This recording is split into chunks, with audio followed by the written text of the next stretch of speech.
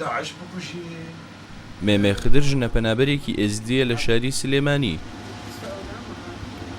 ئەو یەکێکە لە ڕزگاربووانی کۆمەڵکوژی ئێزدیەکانی شنگال لەلایەن داعشەوە. ئێستا لە کەمپی ئاوارەکان لە پارێزگای سلێمانیدا ئەمێنێتەوە.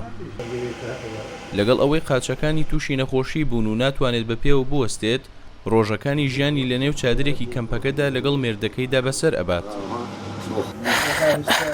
ئەو بە حەسرەتەوە باس لە دیمەنی کۆمەڵکوژی ئێزدیەکان ئەکات کە خۆی چەندین کە سوکاری تێکدا لەدەست داوە.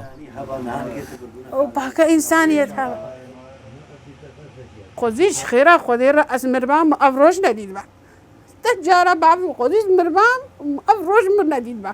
گەرچی بەهۆی ئازاری قاچەکانیەوە ئەناڵێنێت کە دەیان جۆری جیاوازی دەرمانی پزیشکی بۆ بەکار ئەهێنێت، بەڵام ئەوەی ئەیخاتە گریان دیمەنی کۆمەڵکوژیەکەیە کە دێتەوە خەیاڵی.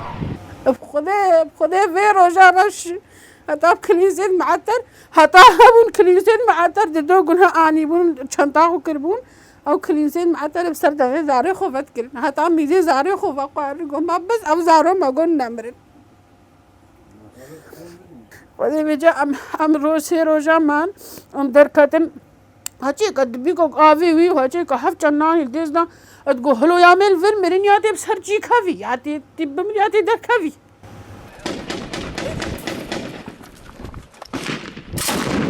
لە ساڵی 2014 لەگەڵ پێشڕەویکردنی داعش بۆ شنگال نزیکەی 5,000 هاوڵاتی ئێزدی کوژران و هەزاران کچی ئێزدی کران بە کۆیلەی سێکسی و لە بازاڕەکانی دەوڵەتی ئیسلامیدا فرۆشران.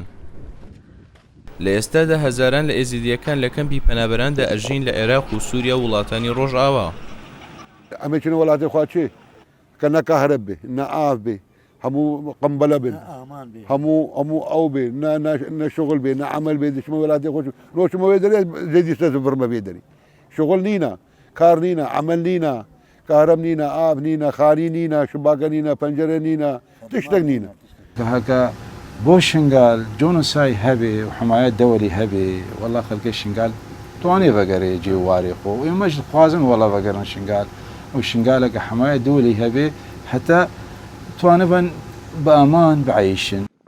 ئێزدیەکان باس لەوە دەکەن بەهۆی ململانە سیاسیەکان و نەبوونی خزمەتگوزاری و بۆشایی ئەمنی لە ناوچەی شنگال ئەوان ئامادەنین بگەڕێنەوە زێدی خۆیان و داوای پارێزگاریکردنێکی نێودەوڵەتی ئەکەن تاکو بتوانن لەسەر خاکی خۆیاندا بە ئارامی بەردەوامی بەژیان بدەنەوە دوای ئەو کۆمەڵکوژیی بەسەریان داهات.